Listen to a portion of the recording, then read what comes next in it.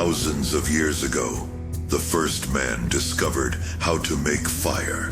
He was probably burned at the stake he had taught his brothers to light.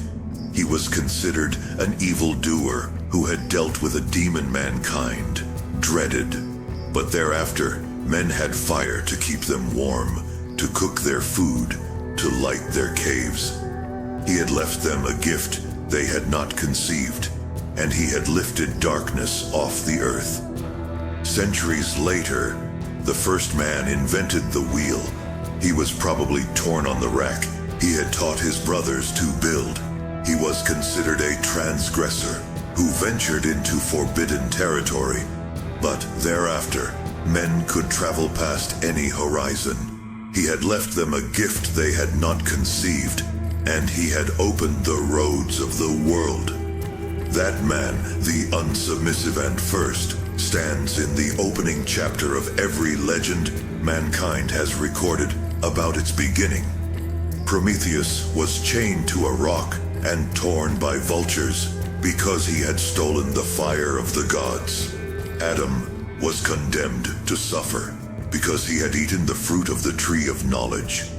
Whatever the legend, somewhere in the shadows of its memory, mankind knew that its glory began with one, and that one paid for his courage.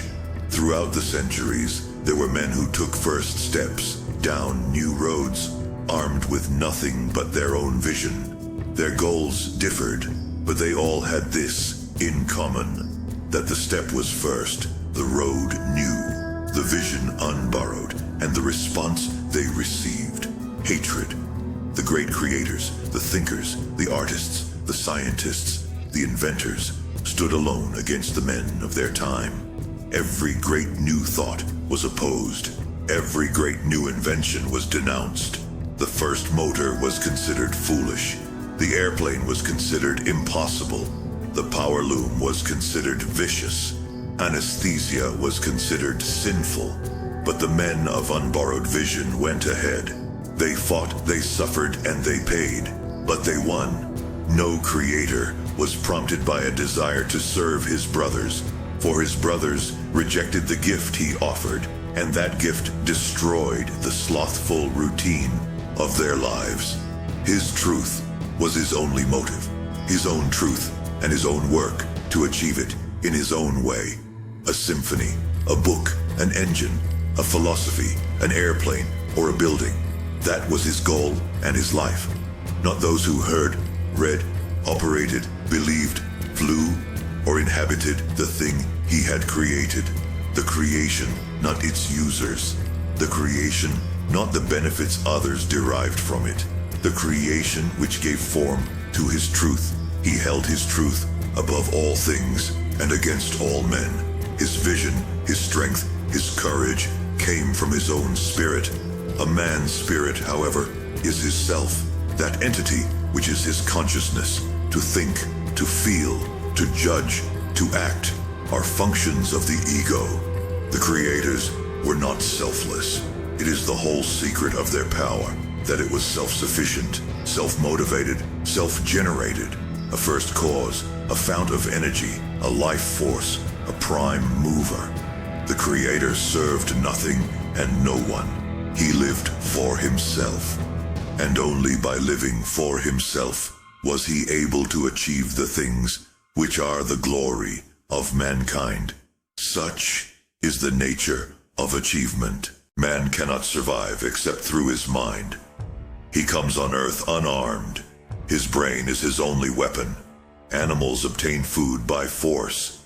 Man has no claws, no fangs, no horns, no great strength of muscle. He must plant his food or hunt it.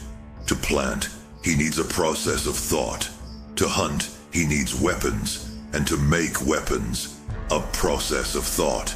From this simplest necessity to the highest religious abstraction, from the wheel to the skyscraper, everything we are and everything we have comes from a single attribute of man, the function of his reasoning mind. But the mind is an attribute of the individual. There is no such thing as a collective brain. There is no such thing as a collective thought. An agreement reached by a group of men is only a compromise or an average drawn upon many individual thoughts. It is a secondary consequence.